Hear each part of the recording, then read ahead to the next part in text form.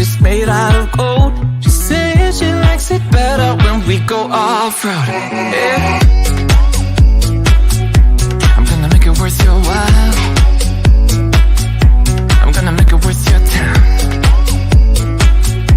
I'm gonna make it worth your while. When she's with me, we're like superstars. Windows roll down, radio on. I think we could go far. We don't need money. We can skip that part. All I want is her to be with me. She's got a ticket to my heart.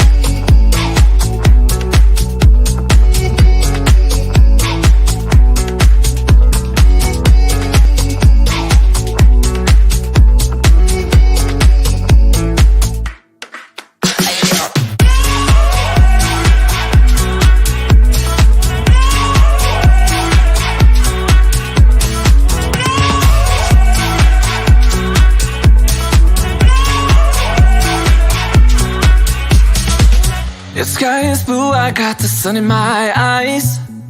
It can't get better than when she makes that smile. Yeah, she's got that style that makes you think she's made out of gold. She's turning up the volume on the radio. Yeah. I'm gonna make it worth your while. I'm gonna make it worth your time. I'm gonna make it worth your while.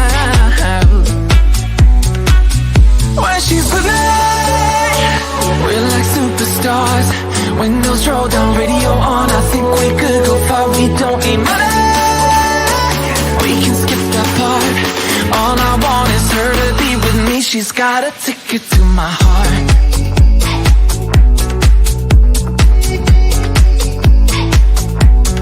Ticket to my heart.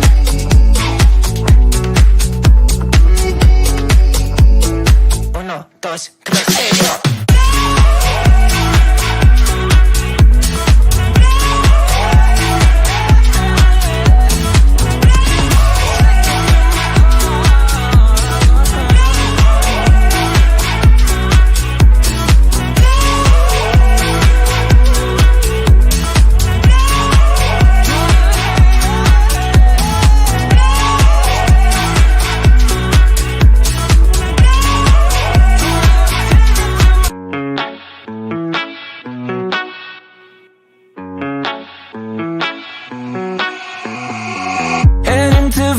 in my blue striped car. She's riding shotgun and she looks like a star. Yeah, she's got the style that makes you think she's made out of gold. She says she likes it better when we go off-road. Yeah. I'm gonna make it worth your while. I'm gonna make it worth your time. I'm gonna make it worth your while. When she's with me, we're like superstars. Windows roll down, radio on. I think we could go far. We don't need money. We can skip that part. All I want is her to be with me. She's got a ticket to my heart.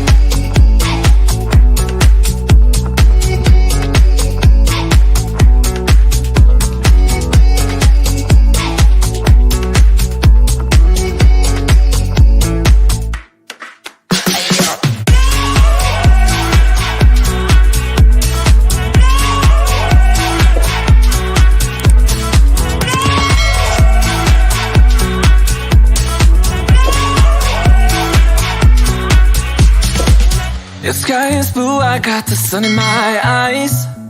It can't get better than when she makes that smile. Yeah, she's got that style that makes you think she's made out of gold. She's turning up the volume on the radio. Yeah. Hey, hello everybody. Oh, let's bring our guest here. Wait. Hello. Hey, hi Paul, hi everybody. All our old friends are here. Anthony, hi Lisa, hi Davey. Our old friends. Hello. How is everyone doing? And John Shelton.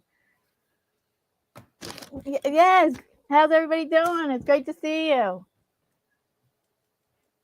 happy Blind Awareness Month. Yes. So I at first I thought, oh, I'll have Paul tell his, like we could start it by Paul telling a story, but then I thought, oh no, the thumbnail says I'm a blind artist. So I thought, oh, people are going to expect to hear something about being a blind artist. So we need to start today with me telling my story. And this is something we're doing every Monday for the month of October, 3 p.m. Eastern Standard Time. And our co-host, we're hopefully every Monday is going to be Paul. That's Paul from the channel Paul's Blind Soup for the Soul, and his channel's linked down below in the description box. He's a very soulful channel. And so we could just get started right away with my story of how did I become blind?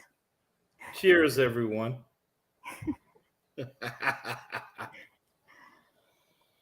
I made it, everybody.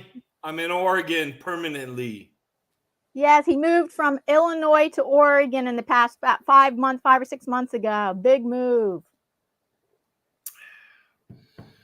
Right over my shoulder is big tall trees. I have a lot of pictures on Facebook, and then of course my channel, I have a bunch of videos I've made of the backyard and all that stuff. Unfortunately, if I turn this camera to the window for you to see it, you're just going to see nothing but glare. So excuse behind the house. The inside of the house still needs to be done. It needs to be painted. All the wonderful paintings that I have from everybody, including Diana. How many do I have of yours now? 6, 7? It might be something like that, yes. I got one from Grayscale finally. Thank you, Grayscale. They're all safely in my shed, and I will put everything up on the walls and all that happy stuff and framing. Most of them are all framed. But I gotta still paint. Anyway, we can talk about that later. Take it over, Diana. And I just wanted to say, you said you do most of your posts of your new home on Facebook, but you also have made quite a few videos on your YouTube channel about your new home. That's correct. Parts of it, mainly the backyard. It's a small piece of property, but all the views of what I'm showing is me on the property. And being that I'm in the foothills, all my neighbors are different levels. We're not all the same level. So I'm not even on a quarter acre, but the views I have are acres and acres. Like my neighbor in my neighbor's yard that's in my videos, he has 5 acres. So that's what you see off of my porch. You really don't see much of my property because I'm high up. I'm looking like down. So. Right. But that's fine with me. I don't have to maintain or pay taxes on that view.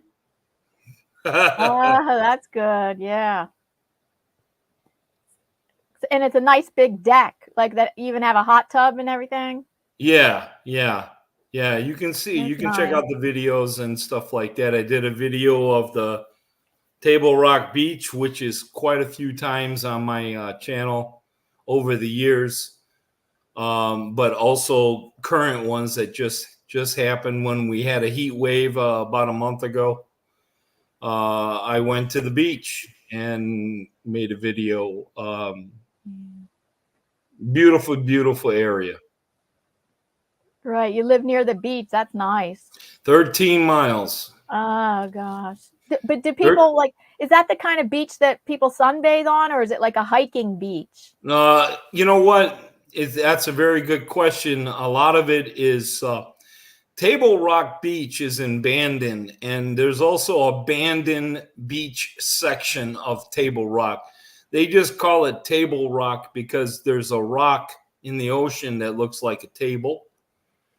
And then there's rocks further down the coast that, one's called Face Rock, one's called Kitten Rock.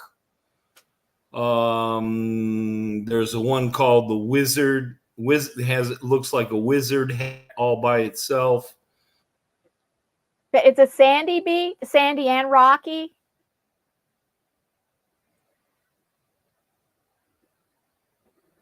Oops, can you hear me? I'm back. Sorry. Oh, so it's a sandy and a rocky beach, you mean? Yeah, it's a combination of both. Now, Table Rock Beach is got some open areas, but mostly the coastline is very rugged. So it's not like Florida. But the beauty is just amazing. Oh, okay, yeah, that's wonderful. But So, you could sunbathe if you wanted to, especially by Table Rock there in Bandon. But not too many people do, because it's kind of like I would say the Pacific Northwest, especially the far north, like Seattle, Washington, all the way down to about middle of the state of Oregon as you're going south from Seattle along the western edge of the United States. And pretty much is very similar to English weather. So in England, yeah, they can talk.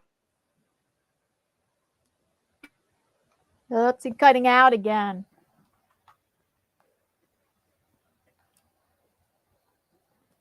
He's in a very rural area, but he just updated his internet so that I'm on Starlink now. I don't know why Yeah. I'm going in and out right now. It's not that bad. It's not too bad. And Okay. hello Raul and Laura. Nice to see you here. Yeah, I had to bite the bullet because out here there's nothing. I have no choice but to either do HughesNet or Starlink, and Starlink has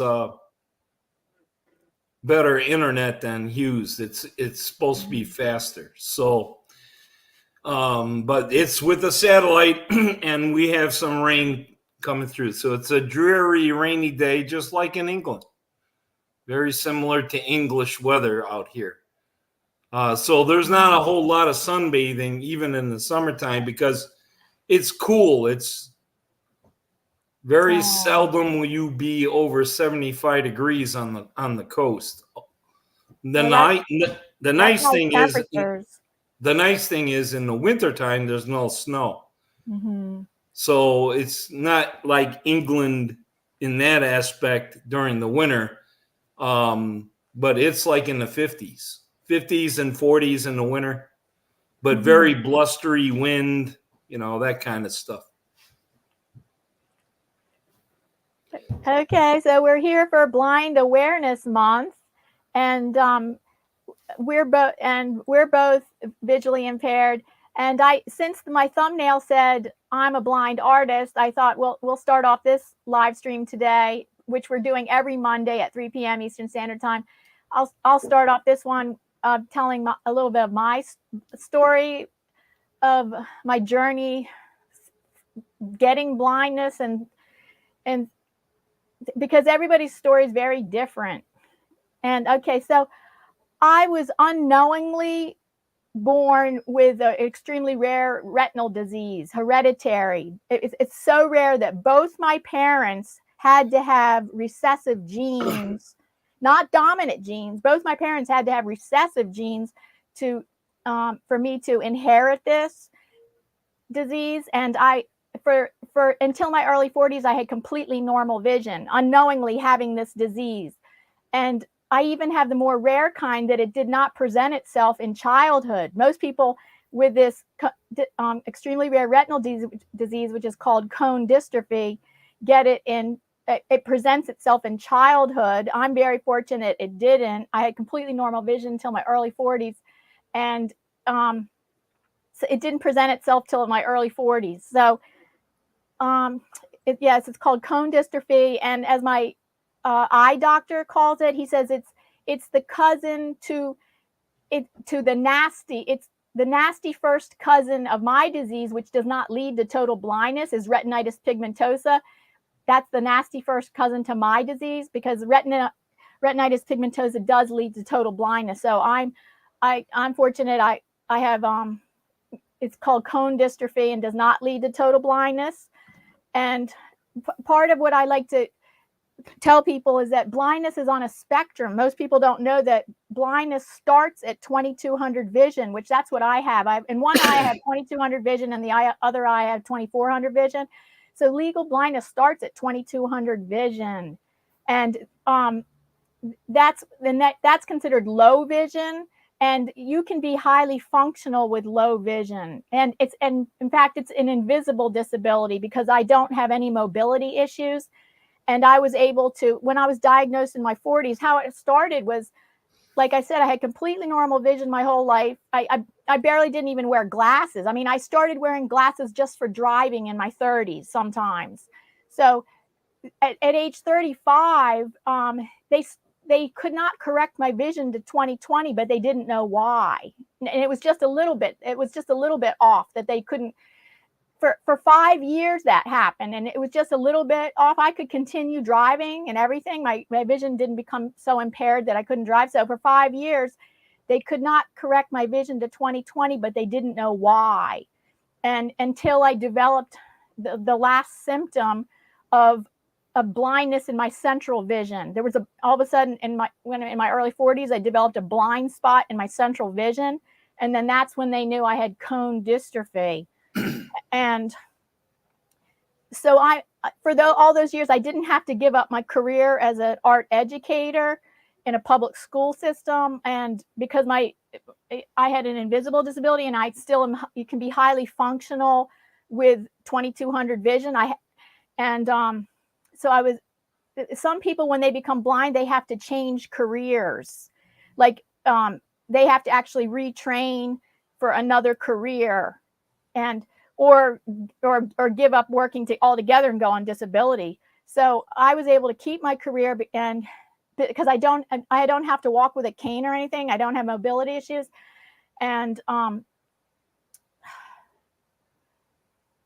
let's see. And can I ask a question while you explain, Diana? Oh, go ahead. What? I just want to kind of interact with you a little bit because it's fascinating. I know your story, but it's always good to refresh. Mm-hmm. Were you in the middle of your teaching career when this happened? Yes, I was 10 years into my teaching. Well, yeah, 10 years into my teaching career. Okay. That's very interesting. So do you think that doing your job with 20/20 vision at the time, or with corrective lenses, I don't know if you had corrective lenses at the time,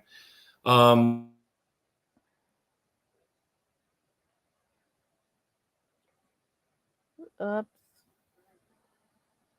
Oh, Paul cut out again.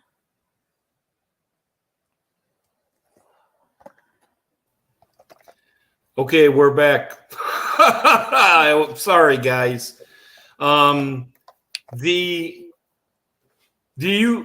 you think that if this happened before or just when you started teaching, that you wouldn't continue on? Do you think a lot of memory and repetition helped you with still doing your job when you became visually impaired?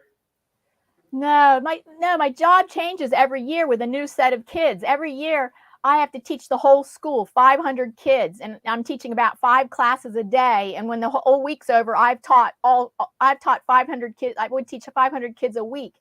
And that would change from year to year. Like what I would do is I had a seating chart, and that's how I could know. I mean, even if I didn't have a vision disability, I would have a seating chart to learn kids' names. And then for seeing kids across the room, I got to know the kids. And then over the years, many kids stayed in the school. We didn't have that big of a turnover rate where kids were leaving that school, but over the years I could, and even after several months, I could identify kids across the room just by their body language, not seeing their face, but their body language and what they're wearing. If they were not in there doing, if they were doing some other kind of art activity. And if I don't know that, I would know with the vision that I have, I would have still kept my career. Okay. Now, the biggest thing is I did have to stop driving, and I was working with a psychologist at the time, and I told her I'm not going to stop driving because in the state of Pennsylvania the eye doctors don't report you to the DMV. There's just some kind of weird thing that they don't do that. In some states they do that, I guess, but in Pennsylvania, the eye doctors don't report you to the DMV and then revoke your license. So my psychologist had told me, she did some research and she found out the statistics are that most people, when they're told they have to stop driving, and that's especially a lot more common in the elderly, most people, when they're told they have to stop driving, don't stop driving. And if they live in a state where their license isn't revoked, they don't stop driving until they hurt themselves or somebody else. Yeah. And then that's what makes them stop driving. So she had told me the statistic, and I agreed, and she put me on a 6-month driving withdrawal plan, where the first month I had to pick the easiest place to stop driving to, and that was to the shopping mall. So I started doing that's when I think I started using Amazon and doing online shopping. And then that was just to the mall. Then in the next month, the second easiest, or the second the second easiest place, which I don't know what it was. I just remember what the first one was and then so 1 month I stopped grocery shopping, and that's when I did have a grocery store that was down the street that I could use if I wanted to, or I could order my groceries online, and I did that.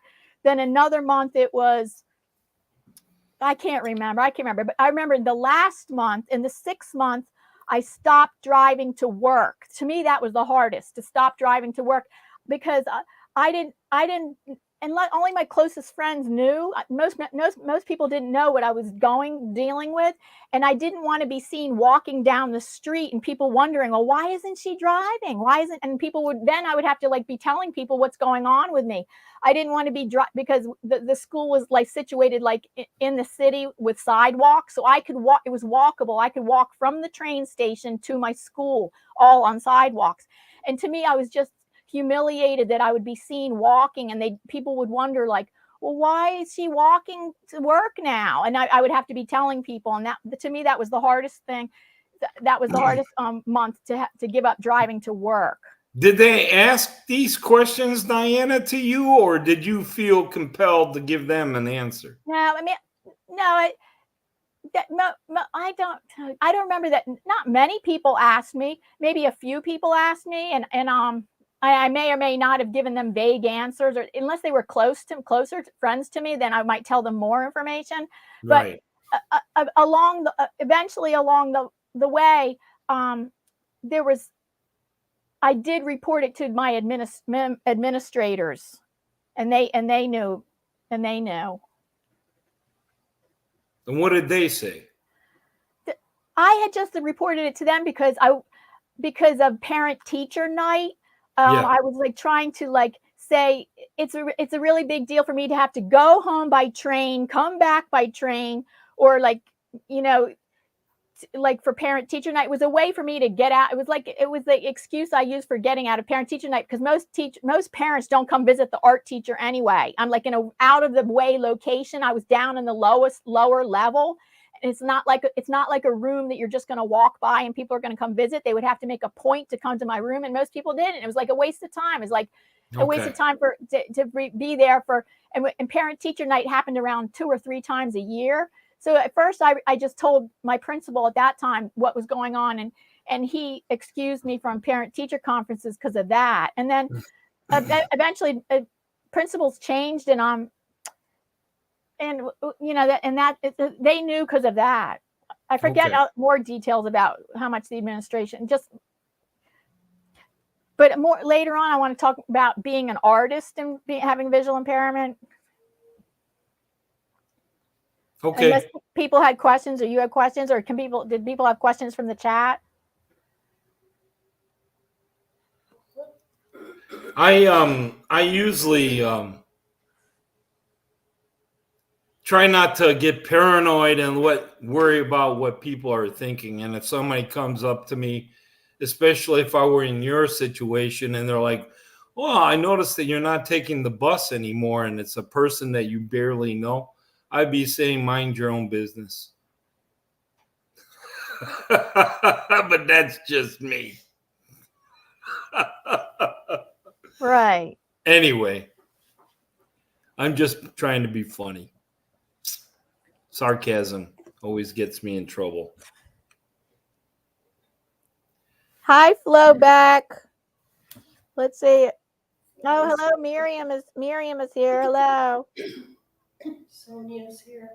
Sonia. Hi, Sonia.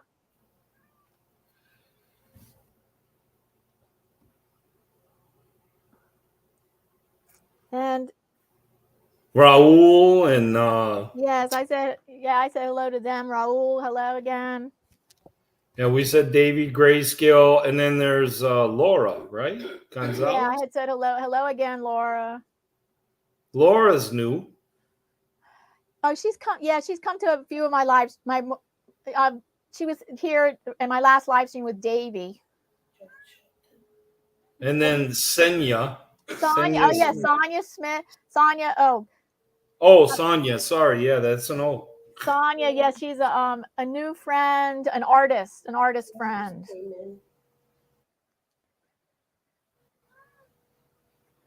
And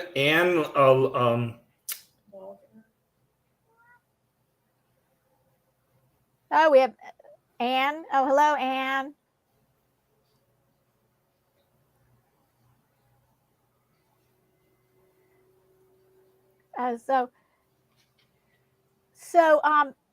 How I work as an artist is that anyway, this is around my neck all day long, this magnifying glass. This is how I hold my iPad right to my face and use and can either zoom things up or use my magnifying glass for my digital art.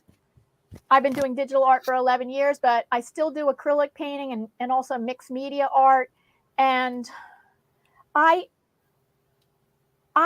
an artist, I've never been I can do realism, but I don't do solely realism. What I like to do is representational with abstract. So it's abstract representational, because I don't like doing totally abstract either. I like representational with some abstract together. So doing details, like if I'm working on a 9x12 painting and the face, like suppose I'm in the face is like this small on the 9x12 painting, that does present a problem for me. And I can do things like do it digitally and then collage it in. And then that's one technique I use for if there's a detailed area in my painting, I can do it digitally, print it out and collage it into my canvas or paper painting. That's one way I deal with super details that I know are going to present a problem for me. And because I can deal with details digitally. Another thing is, but more recently, and it's a painting that Paul owns called the Moon Goddess painting.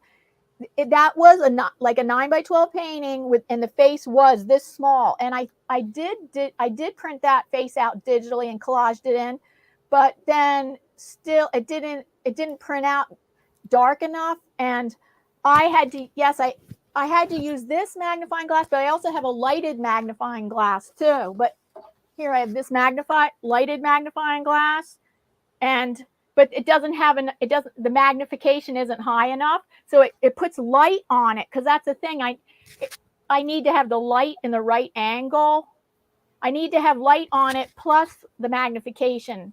So I tried on this. I tried several attempts on trying to get the face right on this Moon Goddess painting, and still I didn't get it totally right. So my husband had to step in and just do the eyes or something. It was just like the eyes and the mouth or something like that. He had to, and it just took him like 3 minutes. Like just go over the eyes and the mouth and make them darker.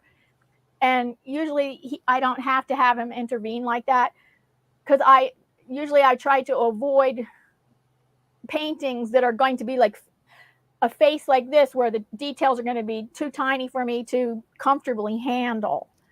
So on bigger paintings, like in my solo show that I had, because I had a 9-month artist residency from September 2022 to May 2023, and I did 20 paintings for that show.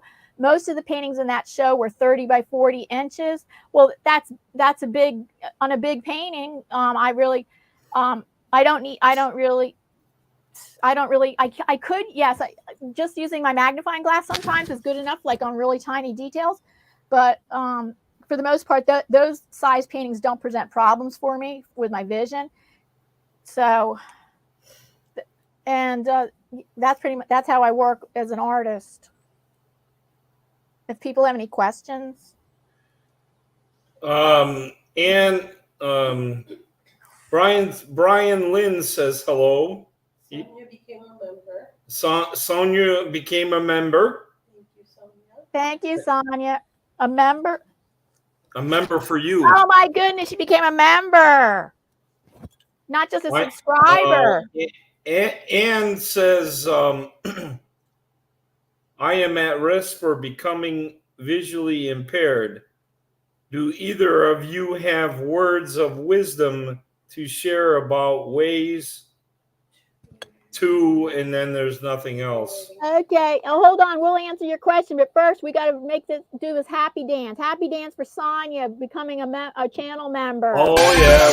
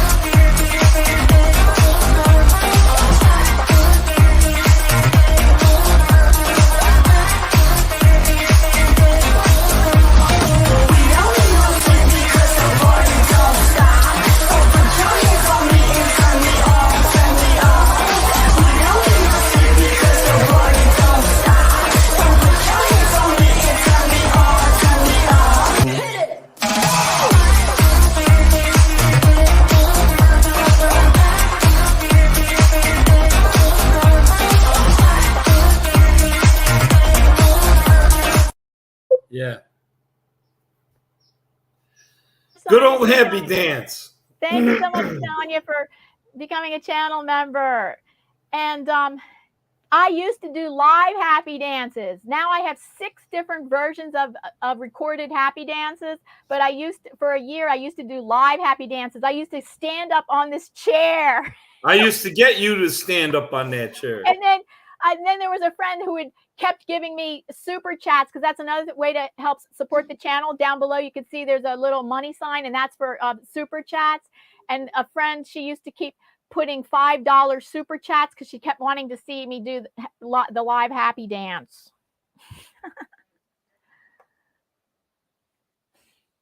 Okay, so oh yeah, so now we're back to the question with Anne.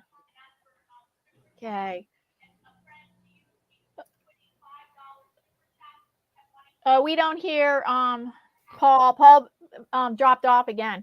Luckily, I got it. I'm back. Okay.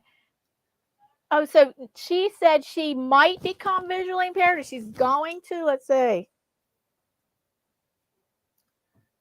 She's at risk for becoming visually impaired. Do we? Okay. Okay. So Anne, I'll go first, and then Paul can go. Is that I would find out from my doctor, the eye doctor, if you're going to become visually impaired or at risk for visually impaired, does that mean total blindness, or would you just be, what level of blindness? Because I'm at 2200 vision, and then it's like an invisible disability. Like you can be highly functional with 2200 and 2400 vision. You can be pretty highly functional, and you do have to stop driving. That's that turns your life upside down. But you can continue doing your art, because I know you're an artist, and it's hard to read books, that's true, and you can still read books, but you need a magnifier. And but you would want to know from your eye doctor, are you at risk for becoming totally blind? Because that's different. That's a big deal compared to just becoming, legally blind and at 2200 or 2400 vision. So what do you have to say, Paul? Jordan just came in. Hey, Hi, Jordan. Jordan, our YouTube blind friend from Ireland. Yeah, that's a very open question. I guess what you can do is go on Diana's channel. On her playlist, we did for over 2 years a blind community chat discussion every month.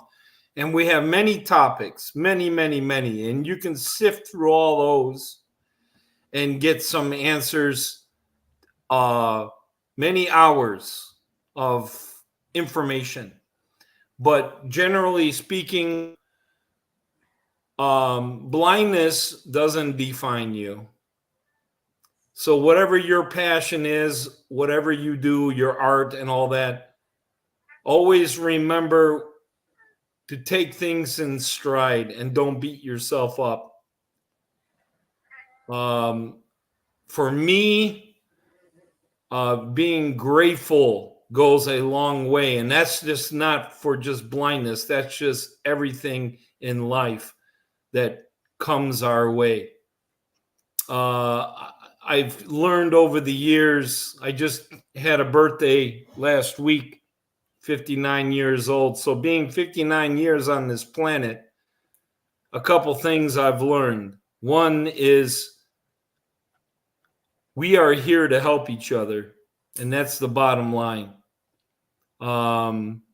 That's why we're on this planet. The meaning of life is that simply we're here existing, and that we have our life lessons, and whatever beliefs you have is fine, but we're here to help each other, period.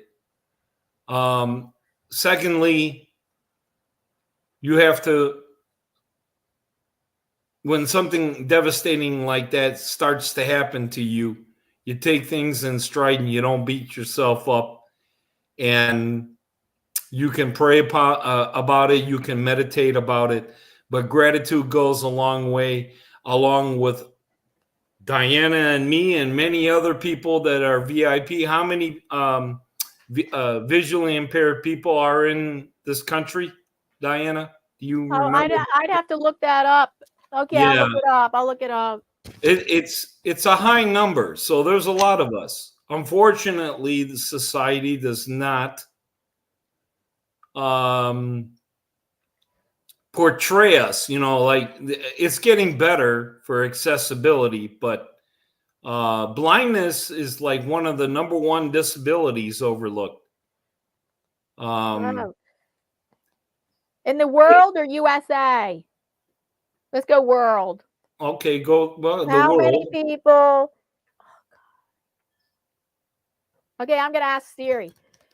Siri, Okay. how many people in the world have a vision impairment? Here's what I found from medicinenet.com. Worldwide, between 300 million, 400 million people. Between 300 and 400 million people have vision impairment.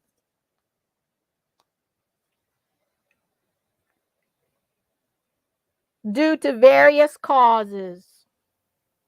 And that doesn't mean you're totally blind. That's the thing I always have to educate people about, because most people that don't know anything about blindness think, oh, you're blind, then you don't see at all. You don't see anything. That's a myth, or it's not a truth. The truth, it's not a fact.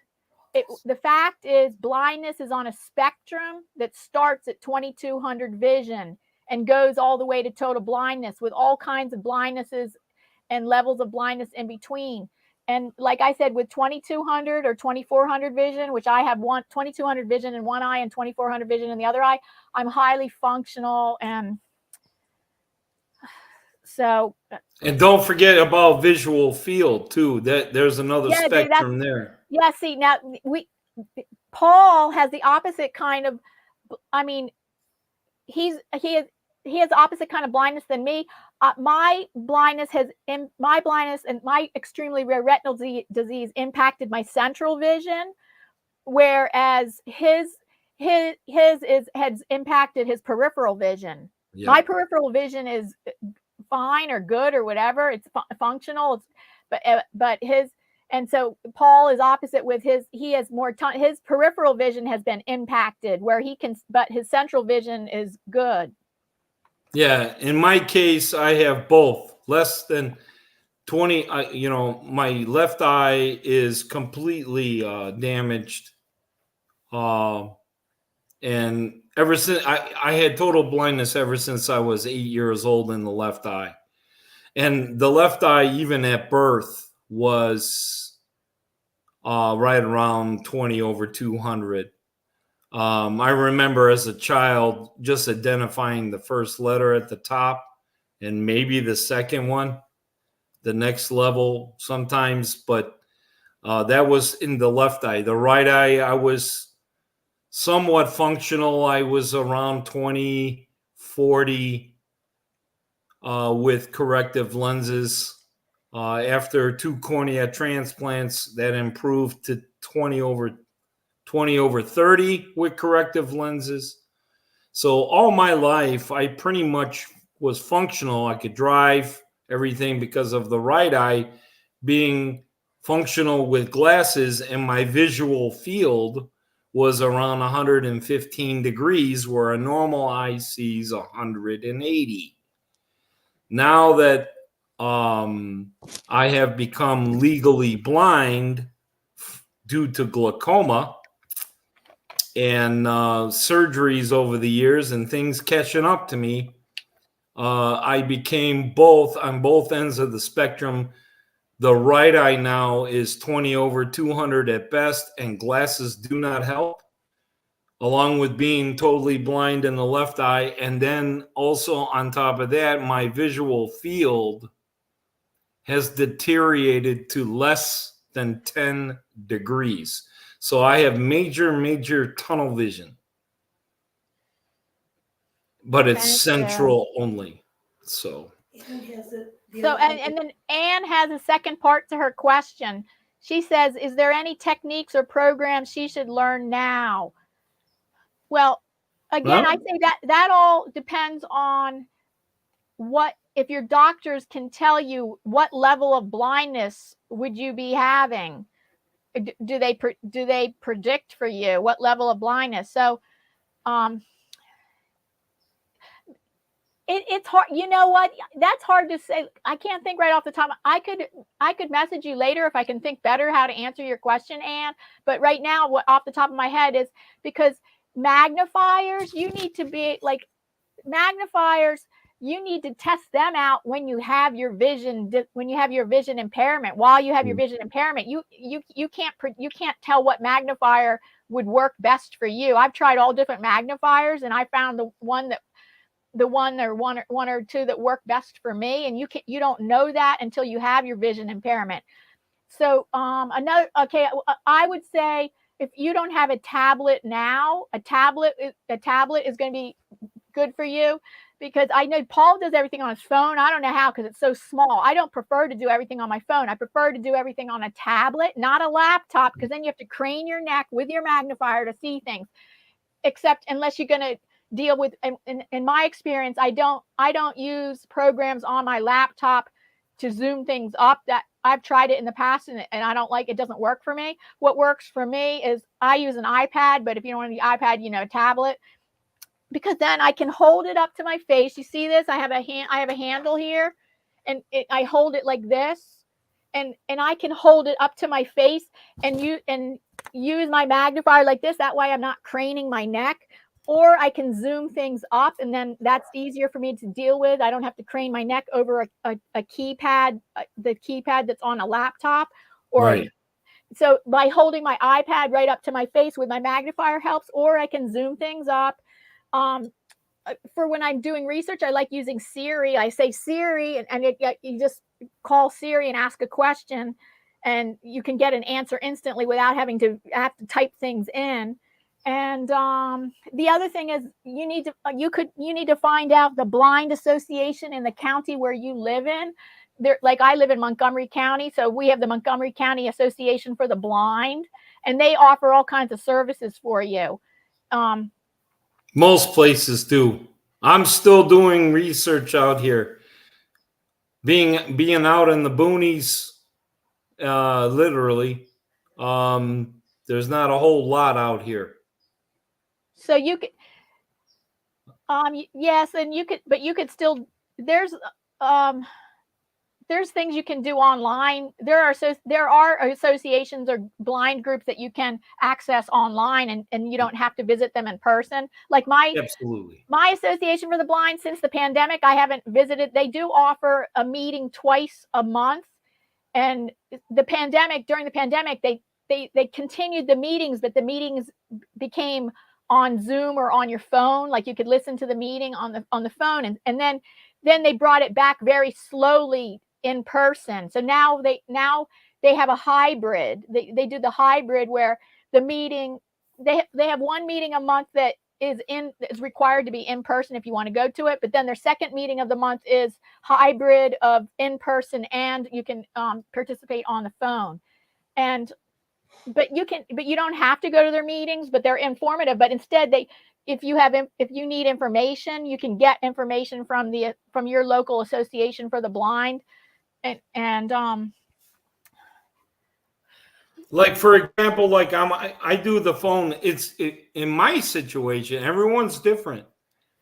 In my situation, I see better digitally than I do in real life. then printed, you mean printed material? Anything. I see more detail digitally. Like if I walk into the kitchen and just look around, and then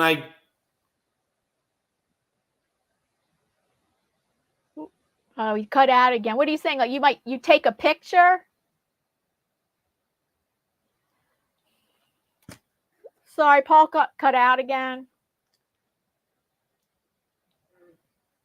He's explaining to us how he sees things better digitally, which okay.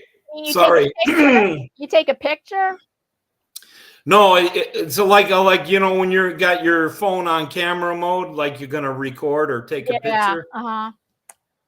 Because they have digital magnifiers, all that stuff. That anything digital for me, for some reason, I see better. And then you can manipulate that digital image to a color scheme if you want to, where especially when you're dealing with text, you can change the background color and all that. So a lot of phones, I'm a Droid. I do Samsung phones. I can't afford Apple. I'm not rich like Diana. But yeah, I have Apple everything, only just because that's what I prefer. I know. I'm just messing with you. But pretty much Samsung and Apple, all the phones, they have basic tools to help you. So I do everything in dark mode, pretty much. So like when I'm looking at the chat right now on my phone, two things I'm doing. One, it's in dark mode, so it's white letters over black, so it stands out tremendously. Number two, I changed the font size to the largest the phone will allow. That works in chats, and that works when I go through emails and stuff like that. But there are some apps that are not friendly to doing that, and then you get layers over and top of layers, so it looks like Chinese. So then that's when I have to go into my settings on my phone and bring that down and then maybe use a magnifier. But I usually cheat by just making everything big on my phone, and I don't need the magnifier.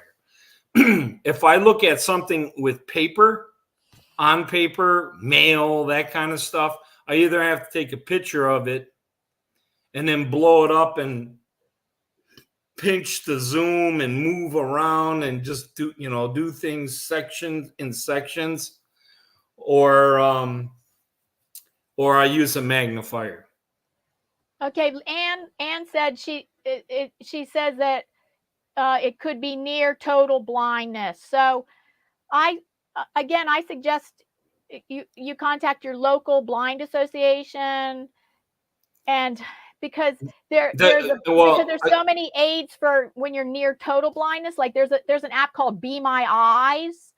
There's also there's also special pharmacy. There's a special pharmacy that will refill your prescriptions and make them like large print, or Be My Eyes can read things. It's an app. Actually, Be My Eyes is an app where a real person is a volunteer, and they do spot reading for you. Like they're not going to read a book for you, but they'll do spot reading. Like if you're trying to read like a pill bottle, like a medicine bottle or something, or you're trying to read something or something, maybe a paragraph or two, maybe they'll read a page for you. I'm not sure. I've never used it, but I heard about this through my blind association, that Be My Eyes will read, is a volunteer reader, a real person who will do reading for you.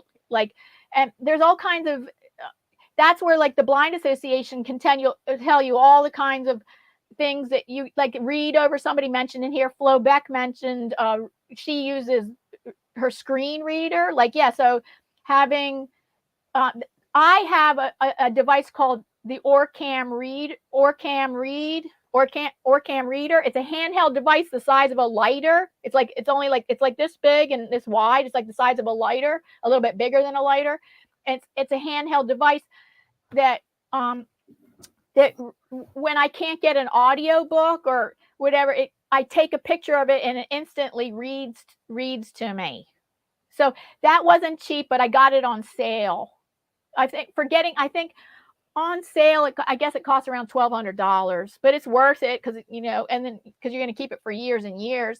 So Orcam also has glass. They're even more expensive. They have like glasses that have the Orcam read device in it, so whatever you're looking at, it's reading to you. Like a newspaper, like whatever you're looking at, it's taking pictures of what you're looking at and it reads to you. It's a device that goes on some kind of special glasses. By the way, my glasses are just decorative glasses. I'm not wearing glasses. Glasses don't help me. Oh yes, I do have a highly magnified. I do have a pair of highly. They're only the magnification's so high that it's only in one lens, because it already costs $500 for these highly magnified glasses, and they can only put the magnification in one lens. And I do that if I have to do some kind of artwork where I can't hold a magnifier, so I have to hold my sometimes with my artwork. I don't prefer to do this, but when there's no other way, I'll use my highly magnified prescription glasses, hold it right up to my face and have the light just right and be able to do details on my artwork. Don't you have a table lamp? I do have a table magnifier, but I haven't used that in a while. I don't think the magnification is good enough. I'm not sure. I haven't used it in a while. What do you think about that, Lisa? Those ones that you mount on the table. The magnifier? Yeah, those get pretty big, don't they? They work, but you have to have them at the right angle. You got to kind of play with them. Okay. And they jiggle, so yeah, it's kind of like. No, I don't prefer to do that kind of highly detailed work. So, and when I do, I have worked out a system for me that I like. Yeah. Okay. Where I do it digitally, and then I collage it into my painting, and that's the system I like to use. But So Another good source, if you don't mind, Diana, there, people in the blind community, unfortunately, your situation, you may be becoming blind or visually impaired, but the good news about it is this is the right time to do it. Not 20, 30 years ago. There are so many things out there to help us, and one of those is I don't know if you're into tech, but there's a lot of tech stuff on YouTube with the channel called The Blind Life. His name is Sam Seavey, and he has a YouTube channel called The Blind Life, and he pretty much dedicates, he does other videos, but he pretty much dedicates all his videos for tech stuff, magnifiers, software programs on the computer so that you don't need to see the computer, that kind of stuff. His job, he lives in Kentucky, and he works at a place out there where they sell and help people with visual aids. hi, blind Neil. Neil Hello, is Blind here. Neil. What's up? Man, when you gonna come up on this panel, man? You need to come on this panel. Blind Neil has been with us for years. Literally, he was one of the first people here when we started this. Well, you and I did it for a little over 2 years, but we've been hiatus for how long? Another? I don't I know. think. So Anne says you are both inspiring, not only for general information, but that you have continued to make art. Oh, Paul's not an artist; he's an art collector. I'm an He's a art big collector. Paul's a big art collector. So he's still. And then I'm. If you really want to be inspired by an artist, oh my goodness, John Bramblett. Just Yep. Google him. I've had him on my channel 3 times. I was lucky to have him on my channel. He's such a humble guy, but he's like, I think he's famous. He's the world's only blind muralist, for one thing. He's totally, I think he's totally blind. He wears sunglasses all the time. So I'm pretty, He does everything by weight. he's nearly totally blind. So, He and does everything by weight Yeah. and texture. Yes, he makes his paints all different textures, and then the yellow will be one texture, and orange would be a different texture, and red's a different texture, so that he paints. So he's actually painting in his mind's eye, because he didn't become blind until his 20s or 30s. So he was, to me, he must be he's painting in his mind's eye, because he's seeing how it looks in his mind. He's saying, okay, I'm going to put yellow here and orange here. You got to see his paintings. Like, they don't look like a blind person did them. It's unbelievable. And he's not that active on his YouTube channel. He is active on his Facebook, but you could also but he probably has some good videos on his YouTube channel. I'll type his name, and he's an artist, John Bramblett, who's nearly totally blind, and you would never know it. And he paints by touch, and he's been interviewed by tons of famous news media, all CBS and all this and like tons of places he's been tons of places he's been interviewed by, and he's a really positive, upbeat guy too, like real positive and upbeat. Well, you have no choice, Diana, right? I mean, either you're going to be upbeat or miserable. Which one are you going to be? Some people will be miserable. They can't get themselves, I think sometimes they can't get themselves out of their own misery, maybe. Yeah. And I think that John Bramblett's remarkably upbeat. Here's his name, John Bramblett. I'm going to see. He's very busy, but maybe he might come on this month. I might have to ask him. Yeah, that might be good. Yeah, he might be up for that, because we've got 3 more episodes. We just started. But the good news, Anne, is that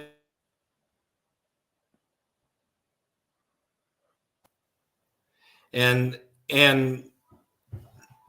with all the technologies and people in the blind community. I don't know if you're involved in TikTok. I personally am not, but I hear that TikTok is even a bigger community than on YouTube when it comes to the blind community. Oh, I am on TikTok, but I'm not. I produced like maybe around 50 videos on there. I have just only 100 followers, but I just stay minimally active on. I don't scroll through TikTok. I only just produce content. There's tons of people. Like, who else? Um,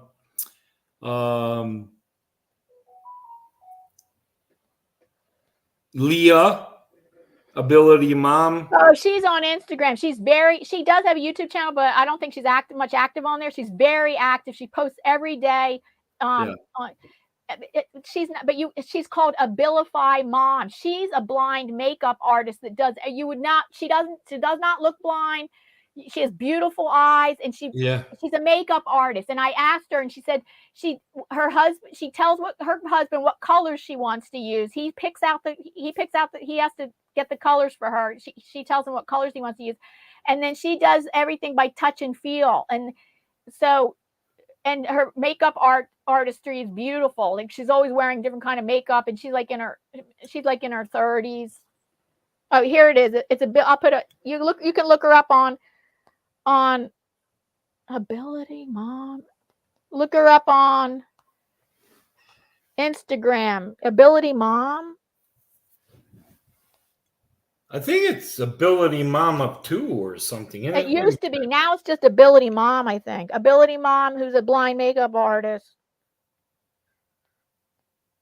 Actually, I did email her, and I messaged her telling her we were doing this, but she never responded back. Yeah. Well, she's got kids. She's a mom. She's busy. Uh-oh. Blind moment. Good thing it was empty.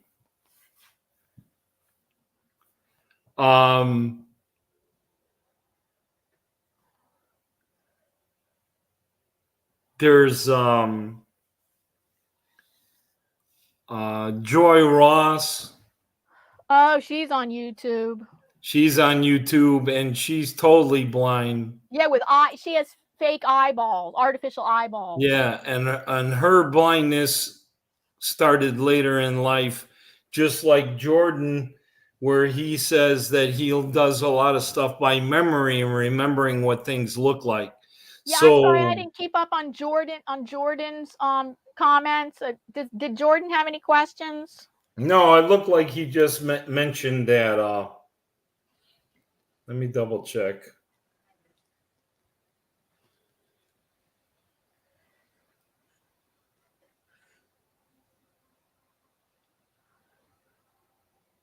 He had a really good comment, though. Yeah. About training or getting training for. Oh, Red's here too. I didn't know that. Hi, Red. Oh, shout out to Red. She's a channel member. Shout out to Redheaded Writing Hood. She's a writer, and shout out to her. She's a channel member, and her channel's linked down below in the description box. Nice to see you here, Red. Jordan had a really good comment about getting in touch with someone that teaches orientation and mobility training. Yeah, and all that can be found out through your local blind association. They're just the biggest resource for putting you in touch with if you need mobility training and just anything and everything that has to do with adjusting your life to blindness. Your local or regional blind association is the wealth of information.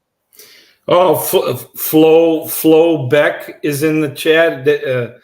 Earlier, she said voiceover in settings has different voices if you have to go that route. So it's lovely to see that people in the chat are helping each other. It all, and it all helps. It helps and to know more details of like what type of blindness is happening to you, and stuff like that. But for the VIP community, you can just learn about everything.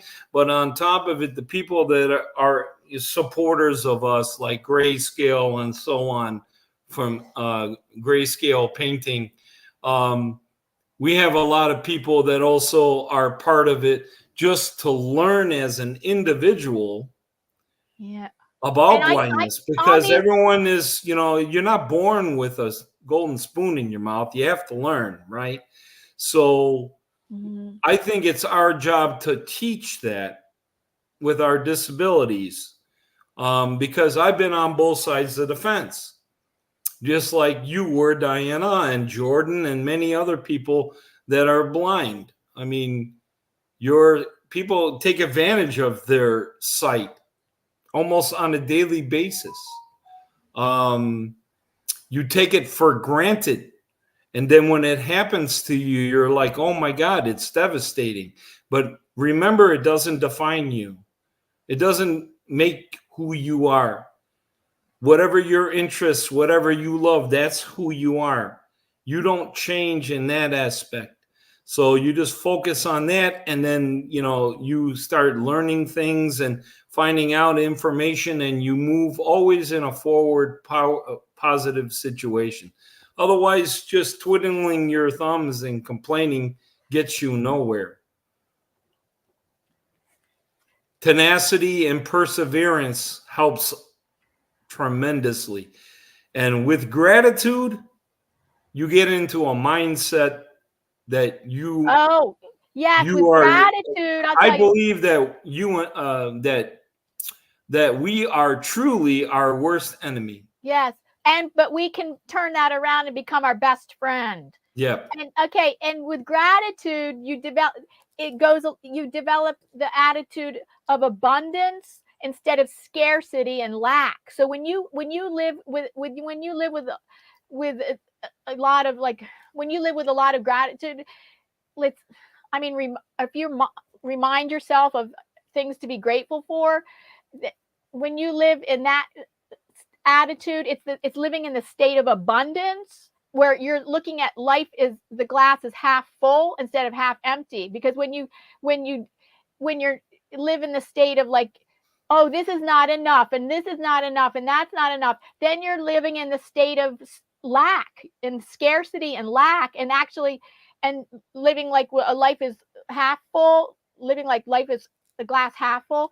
And so the more, when you live in a state of abundance, seeing things like being grateful for the things you do have, instead of saying, oh, but I don't have this and I don't have that, and this is not enough and that's not enough, then when you live in the state of gratitude, then you're going to see more things to be grateful for, more and more in your life. There's a lot of truth into the saying, less is more. Right? Yeah. When you're wanting more and more and more and more, you're never satisfied. Yeah, that's right. Because when you always want more and more and more, that's fine. But when it becomes obsessive, you're never going to be satisfied. And then gratitude goes out the window. And when gratitude goes out the window, you better buckle up, because the world, you're going to go through some challenges in life that are going to put you back on track. I'll tell you that.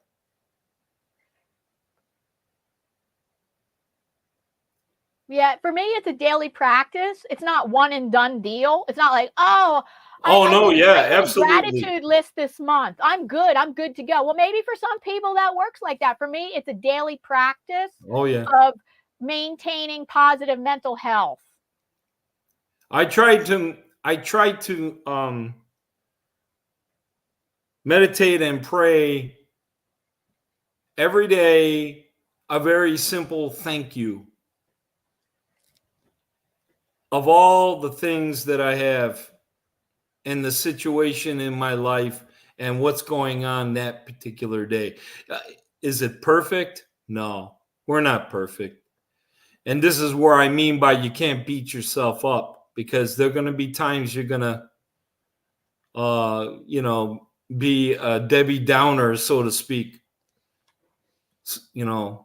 No offense to the Debbies out there, but you just get back on track. And then when you're grateful and gratitude, it goes a long way. It really does. You know, when I was in Illinois, I was in a pretty good neighborhood, and for many years, we all were like a cul-de-sac, and we all were in each other's business. We knew each other. We were like family. It was a good thing, not a bad thing. We had our ups and downs, but out here it's completely different. In the hills, in the foothills, everyone's pretty much to themselves, which is fine. But it's very peaceful out here. So when I was in Illinois, I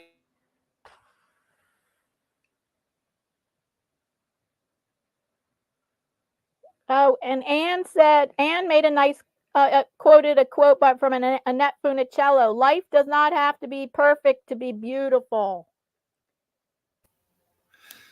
Yes, that's a good quote.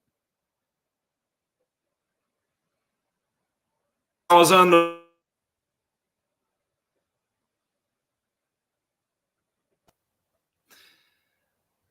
I fell in love with this place, and eventually I wanted to retire here.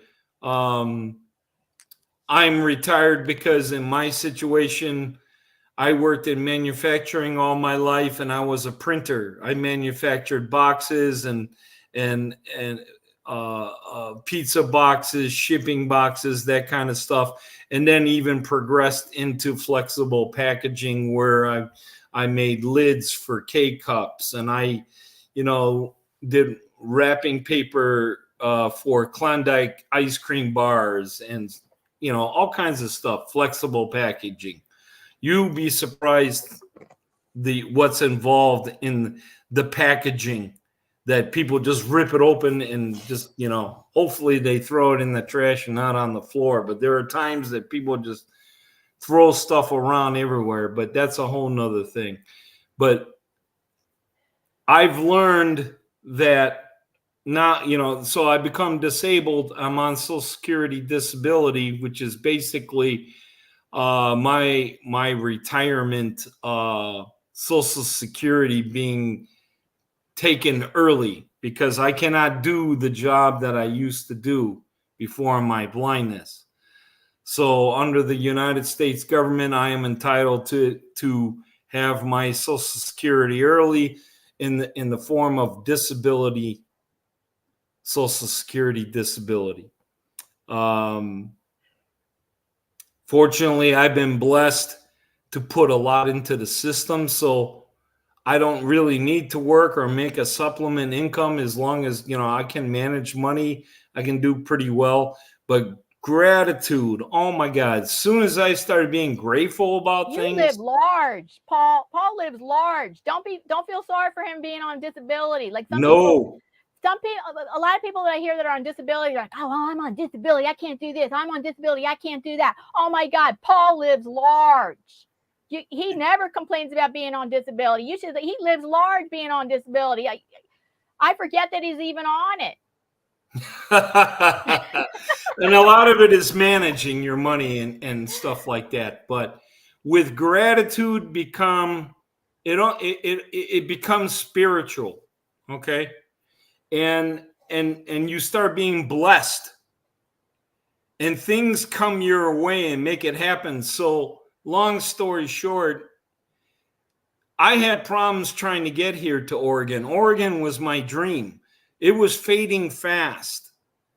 I was waiting for Lisa to retire. She finally retired, and I'm like, let's get out of Illinois. It's corrupt. It's terrible. Taxes, everything.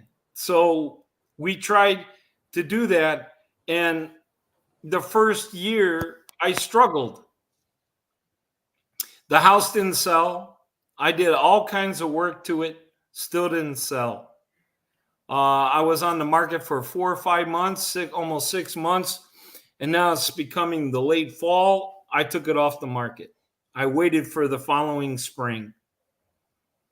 I did a few more changes to the house, still having gratitude because Lisa kept telling me over and over and over, Paul, where we belong is not ready yet. Simple, bottom line. And that you need to just reflect and just wait for the universe to do its thing. To wait for God, the universe, whatever you believe in, to do that thing that you want to do.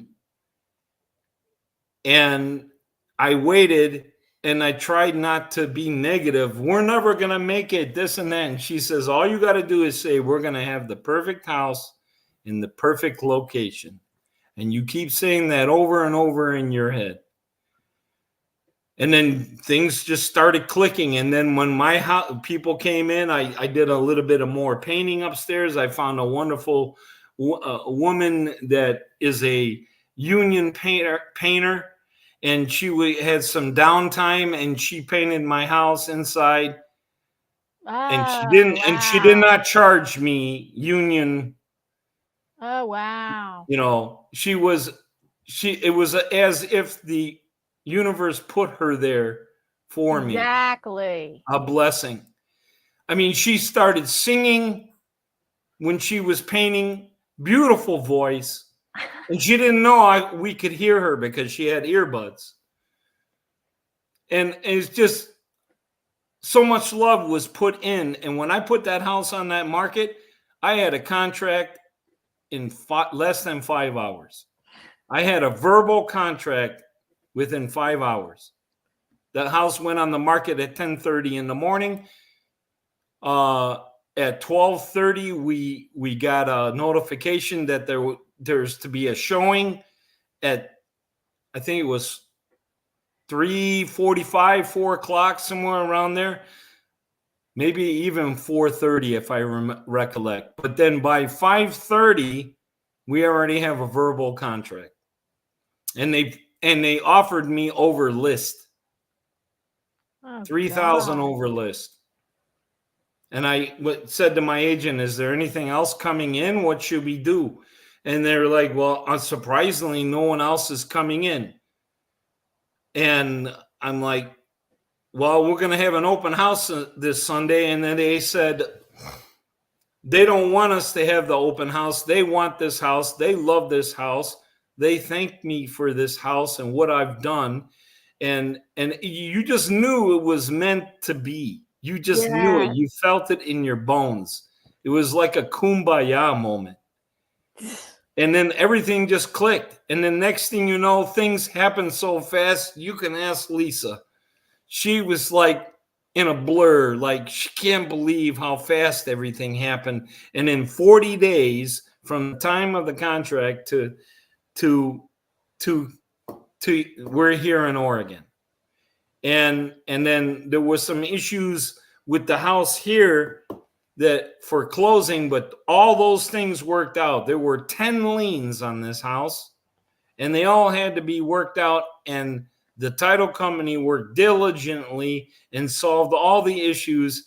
And I only was delayed about 3 days on closing. And now I'm here. Now here's the kicker. 5 days after closing, the person that I bought this house from, he died of a heart attack. And that just blew my mind. Like, how close was I not to have this reality? Because I'll tell you what, I'm truly blessed. And with gratitude, it was just his time to go. But let me say, you did go through a dark time when your house did not sell that first spring. Oh yeah, I drove my neighbors crazy. You went into a dark time, right? Yeah, I did. I really did. I was so frustrated. And then the main thing is gratitude. As soon as I started, I took that time and enjoyed every square inch of my home. And said, it's going to sell. But right now I'm going to reflect and just be patient and wait. And that's hard. That's hard. Especially when, You're thinking about, let's get out of here. And then for all that to happen and to get here, and then on top of it, I just make it, because I tell you what, if the owner passed away, we're not having this house because there's probate and everything. Now Oh, Lisa and I are right. combing the Oh, streets yes. because we have nowhere to live. We're going to be homeless. And there's a homeless situation out here that's pretty bad because real estate is high out here. I was determined to be here, and I'm 13 miles from the coast, and we almost want to end up in the Blue Ridge Mountains of Virginia because it was, cheaper, more affordable, and it's not the ocean. My love is the ocean. And I just prayed about it and meditated about it, and it just all clicked, everybody. It just all clicked, and I'm here. So now that I'm here, I'm starting to see that there's not a whole lot of support for the blind community. And I know the mayor personally of the town that represents me. The town that I'm in is unincorporated. So I have a mailing address of a different town adjacent to it. That town is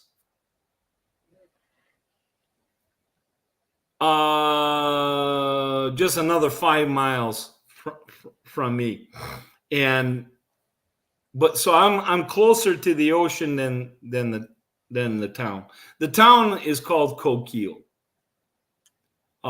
It's in the Coos County region of Oregon. And there's not a whole lot out there. So I'm wondering, maybe with me talking with the mayor of the town,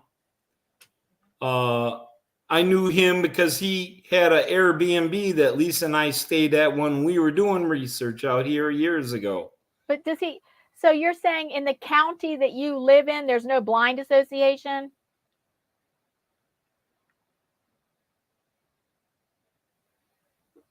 Oh, he cut out again. He'll be back in a second.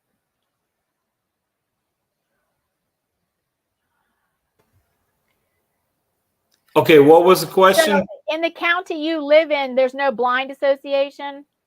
It doesn't seem like that. It really doesn't. I have to go. Maybe the next county over or something like that. Maybe Douglas County might have something. I'll find it. I've just been so overwhelmed with it, getting everything ready here. I haven't had time to reach out to the community like I want to, but I'm going to, and I'm starting to see that maybe I need to start something. Maybe that's why I'm here. One way you can start groups is through meetup.com. Oh, it does cost a little bit, not that much money, but it costs a little bit of money. Yeah. I can tell you more about it, but I have started my own art groups through meetup.com. My first meetup.com group worked out well, and I did have pretty good attendance.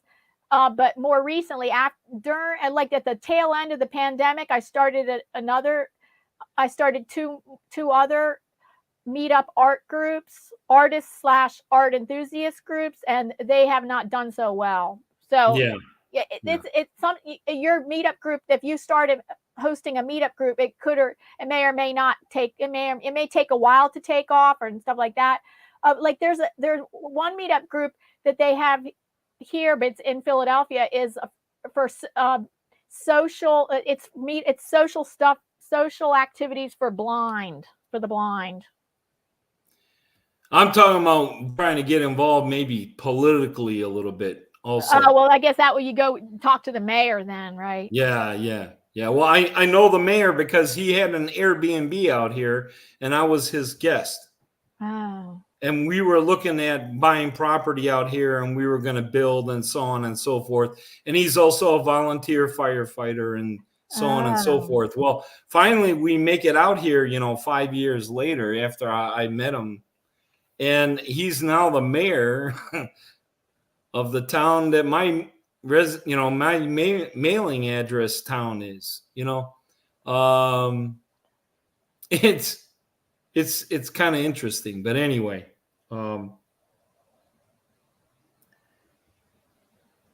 I don't know what else to say. I'm reading the chat. Hold Yeah. on. I hope we answered your question, Anne. I know she said thank you earlier. Ann says the coastlines of Oregon and Washington are beautiful. I used to visit family outside of Seattle every July. Love it and miss our visits. Yeah. And then I'm sorry I missed a lot of Jordan's comments. He may not still be here. I haven't seen him comment recently.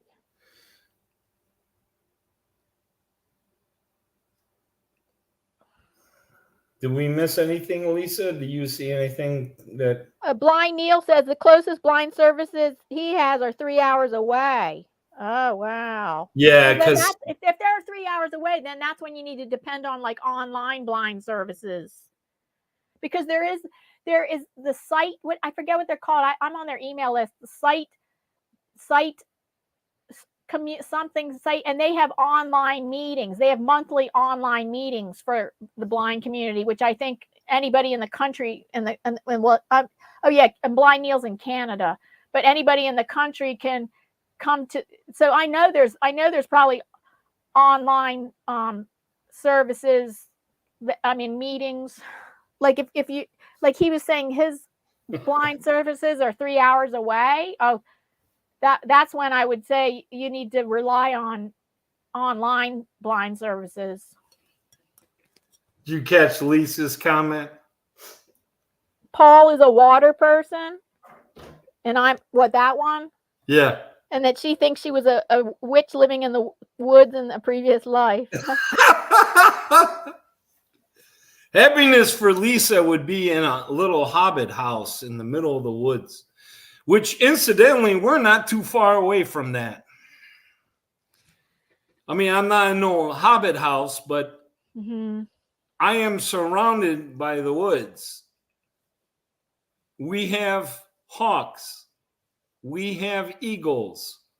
We have wild turkeys that come for visit. I made a video of that on my channel.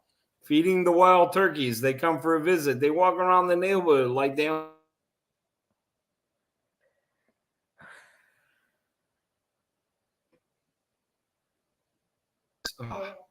Hundreds of bird species and quail.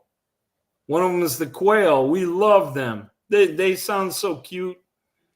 They run around a lot. They don't fly. They're a bird. Why don't you fly? But they just, make their noises, and it's just very peaceful. I made videos of that. Yeah. Sights and sounds of my backyard. Another one is titled No Words.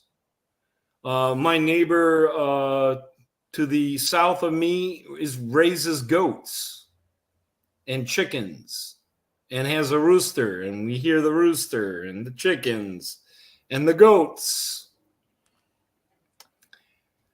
And occasionally you'll hear a hawk. Wow, goats too? Yeah, goats. And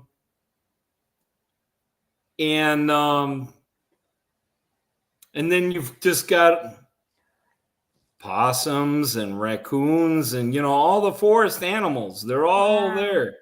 You hear them. But you know what? When it's in the middle of the night, like 10 or 12 o'clock, it is dead drop quiet. You could hear a mouse, walking, in the yard. Literally. It is that peaceful. You could hear a pin drop. It is a very magical place. It's a very peaceful place. And now I understand when Lisa was telling me when I was losing my mind a year ago, driving everyone crazy, and I was in a dark period. She says, it's not ready yet, but it will be ready. Trust me. And sure enough, she was right.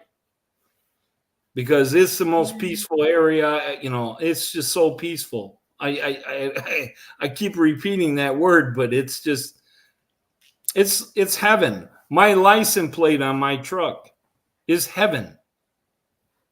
It's spelled out like heaven. What, you have custom plates, you mean? You damn right I do. Like I said, Paul's living large, right? I mean, you just got to put it out there, man.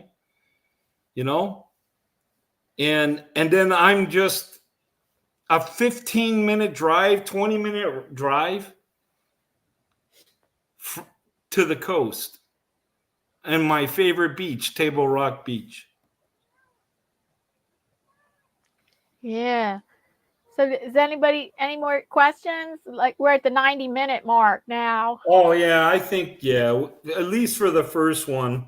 Yeah, and we're doing this well, every we got Monday. still 10 people.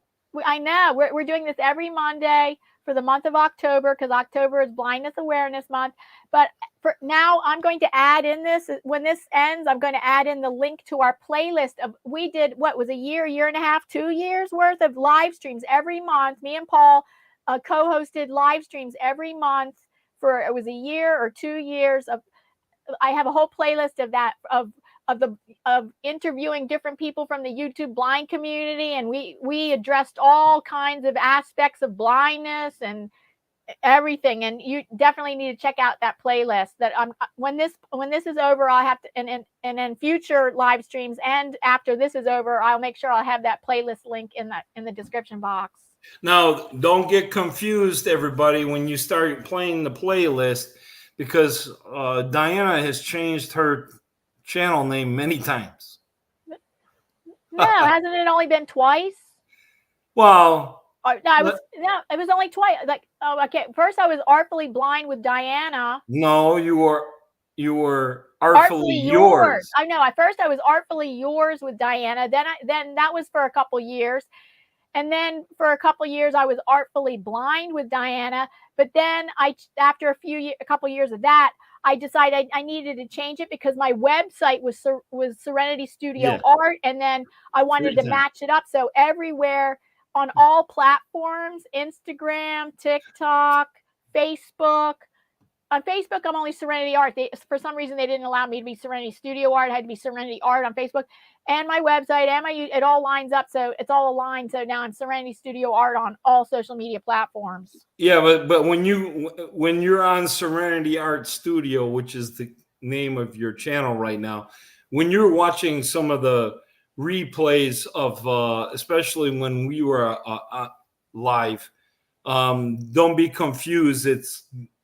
You're in the right place. It's just a different name. You'll see both of us still on there. Yeah. So let's see. I'll check the chat. Any questions or comments? And I hope you join us next Monday. Oh, Anne says, thank you. A wonderful, worthwhile, and inspirational stream. I will definitely find that playlist. Oh, great. Who was that? Anne. Oh, Anne, you're very wonderful. Thank you for those wonderful comments. And please share this out in your social media. Yeah, with your communities, with all your individual communities. Yes. Sonia says, even the people that aren't blind, it's always good to know, because I believe that I went blind to bridge the gap, actually, to bring both sides together. Because I've been on both sides of the fence. So now there's, the argument of both sides. And I understand. I really do. And Sonia says, this has been a great live stream. She means it. And thank you so much for becoming a channel member. That's Sonia. awesome. And you picked up a membership. That's awesome. You're going to love Diana's channel. She's very dedicated. She hasn't. Well, I don't know if you want to explain it a little bit before we go, Diana, or do you want me to do the short version? Explain what? Well, that you're not doing too much on YouTube lately because of the fact that you found a passion. Yeah, I'll explain it. So I started my YouTube channel 7 years ago, and very consistent, posting weekly live streams and videos, and very consistent. I did take 9 months off somewhere along in those 7 years, I did take 9 months off because I started wondering, do I really want to be on YouTube? But then I came back, and I'm always very consistent here. But then in the past year, I'm not doing live streams weekly. I'm doing live streams weekly now this month, but for the most part, I'm doing a live stream at the last Thursday of every month, except for this month, it'll be right on Halloween. I'm doing monthly live streams. They're art live streams. And I put, instead of posting videos, I'm mostly posting shorts. And because I decided to put my energy, because I put my energy into my Facebook art auction group, because I was getting more reward for the time and effort that I put into that than I was in my continue trying to push my YouTube channel, which was getting like not many views on my videos, and so decided to just I still have a foot in YouTube, but I'm not putting all my focus and energy into YouTube. I have it in another place too. Yeah, because you were doing what at one point? 3 videos yeah, a I was week? doing like a short 1, 2, 3 shorts a week, plus a video, plus a live stream every week. Yeah, at least 1, sometimes 2.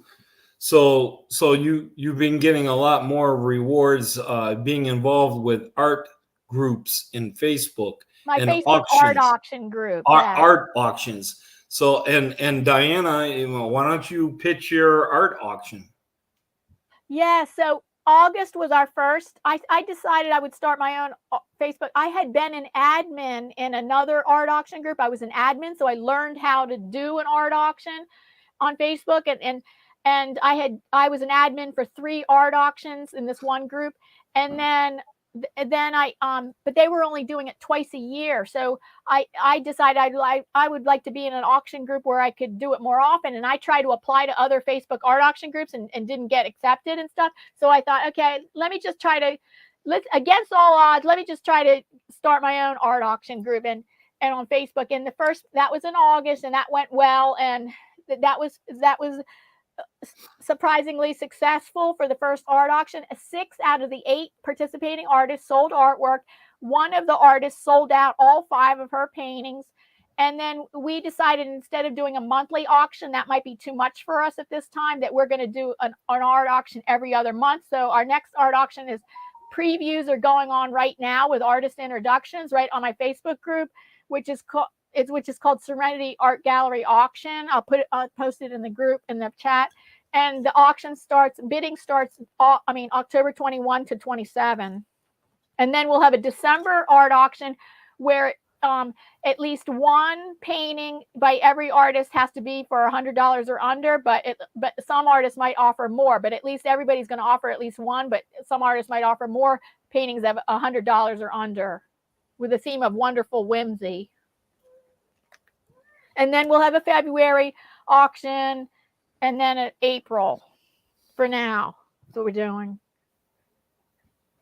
Yes, I hope you, a lot of people I think are in here already know about this, but I don't have the link for it right now.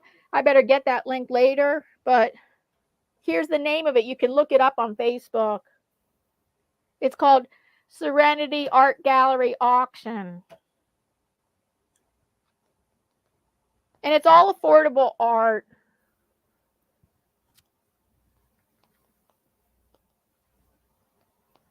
Okay. And with a theme this month of being mystical magic. So it's very cool art.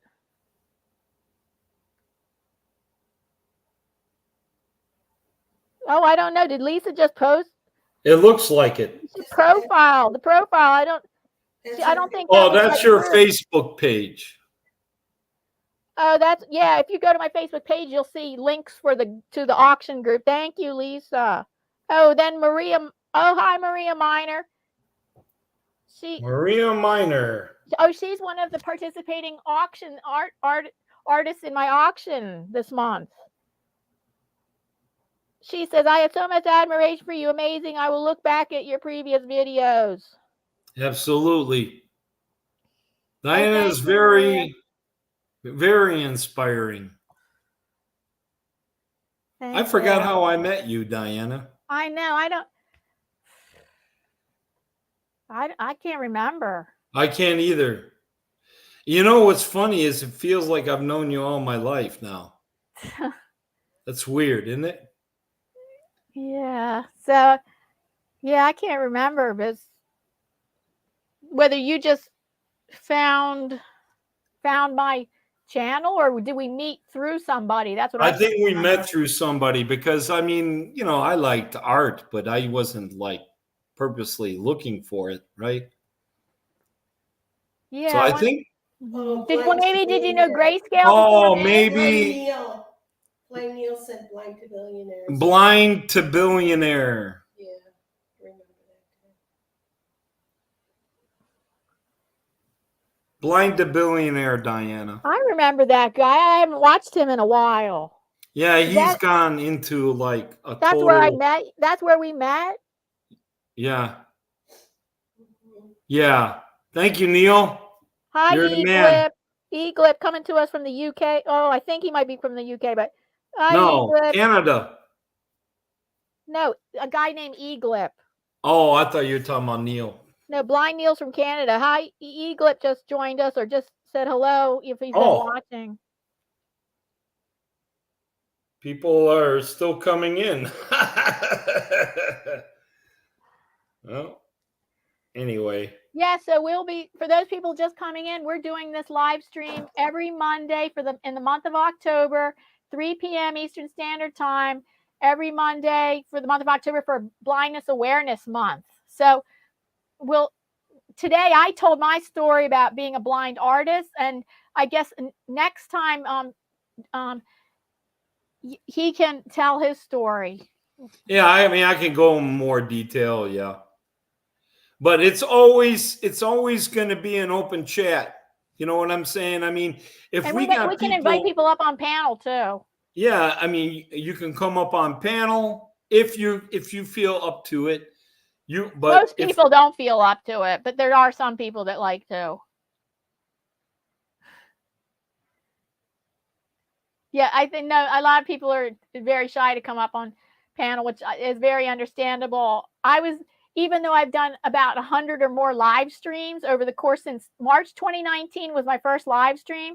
I've been live streaming since March 2019, and what's that? 4 years? Oh my goodness. Oh, wait, and I'm still like a nerve. I'm still like I'm shaking before coming on here. I'm just a nervous Nelly. My mom said I was born a worrier. I just have that disposition. I have that kind of nervous system that just I'm always having to manage it. I have to manage it. I was actually shaking before coming on here and talking to myself saying, this doesn't have to be perfect. Just enjoy yourself. You're just talking with friends. Yeah. Trying to calm myself down because my anxiety is out of proportion to what this is about. Okay. Well, I never would have noticed that today. You did a wonderful job, Diana. I calmed down after it started. Yeah. Thank you. You always do a good job. Diana's got a loving, warm heart, and I think that's how we, collided. People helping people. Diana reached out to me, said it's Blind Awareness Month, and why don't we do a live stream all through the month? Are you up for it? And I said, heck yeah. So here we are. So take advantage of these next 3 that are coming up. Think of some questions, bring some more people. Maybe, who knows, if it explodes, maybe we'll convince Diana to keep this going. was a good turnout for this first live stream.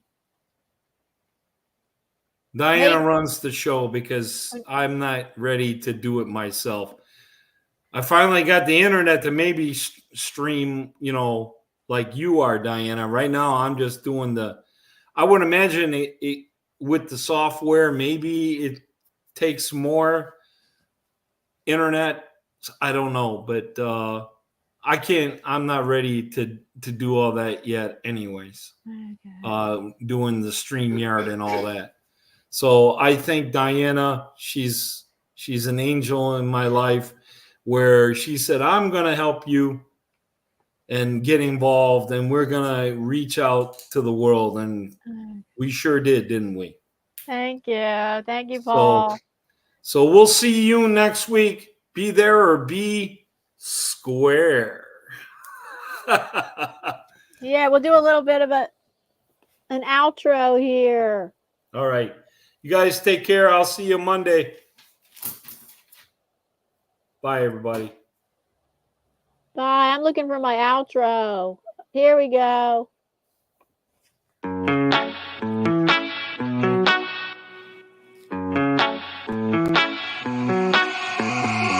Heading to Vegas in my blue stripe car. She's riding shotgun and she looks like a star. Yeah, she's got the style that makes you think she's made out of gold. She says she likes it better when we go off-road. Yeah. I'm gonna make it worth your while. I'm gonna make it worth your time. Gonna make it worth your while. When she's with me, we're like superstars. Windows roll down, radio on. I think we could go far. We don't need money. We can skip that part. All I want is her to be with me. She's got a ticket to my heart.